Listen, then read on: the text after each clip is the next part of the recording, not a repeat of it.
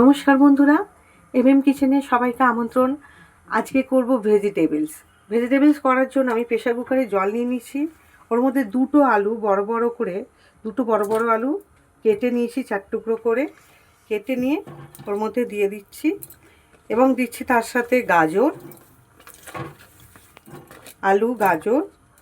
দিচ্ছি, বিট আর দুটো কাঁচা লঙ্কা। এগুলো একসাথে সেদ্ধ হবে। এবারে আরেকটু দিয়ে দেব নুন, লবণ দিয়ে দিয়েছি। এবারে এটা প্রেসার কুকারটা বন্ধ করে দেবো, তাহলে এটা সেদ্ধ হবে।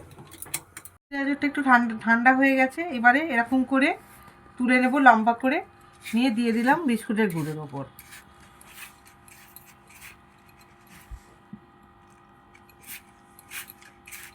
ভালো করে বিস্কুটের গুঁড়োটা মাখিয়ে নিতে হবে। তারপরে আবার কর্নফ্লাওয়ারে ডুবিয়ে নিয়ে আবার বিস্কুটের গুঁড়োর ওপর দিতে হবে। এইভাবে তৈরি হয়ে গেল ভেজিটেবল। আবার এই গাজর মাখা, বিট মাখা নিয়ে আবার বিস্কুট গুঁড়োতে মাখিয়ে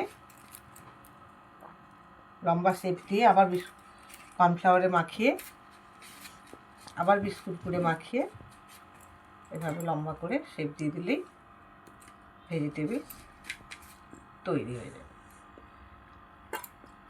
ভেজিটেবলস রেডি হয়ে যাবে তৈরি করা। এবার এগুলো গরম তেলে ভেজে নিলেই হবে।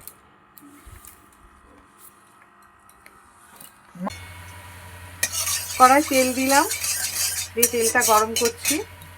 আমার দেখুন সমস্ত ভেজিটেবল তৈরি হয়ে গেছে। কিছুটা রাখবো, কিছুটা ভাজবো।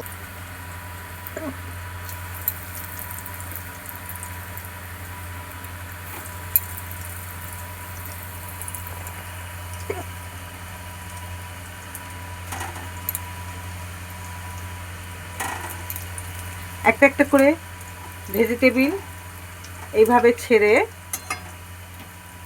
ভেজিটেবলগুলোকে এবার ভাজছি। ভেজিটেবলগুলো তৈরি করে নিয়ে ভেজিটেবলগুলো লাল করে একদম ভাজতে হবে। প্রত্যেকটা ভেজিটেবল উল্টে পাল্টে লাল করে ভাজবেন।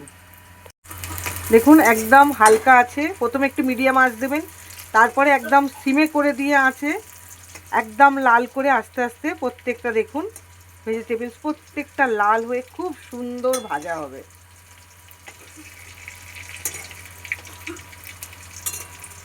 প্রত্যেকটা ভেজিটেবল আমার লাল করে ভাজা হয়ে গেছে। এবার একটা একটা করে আমি তুলে নেব।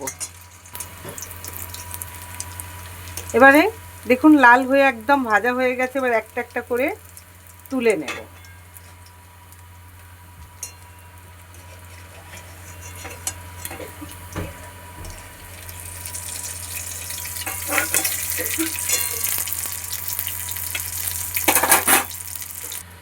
আমার ভেজিটেবল তৈরি হয়ে গেছে একদম।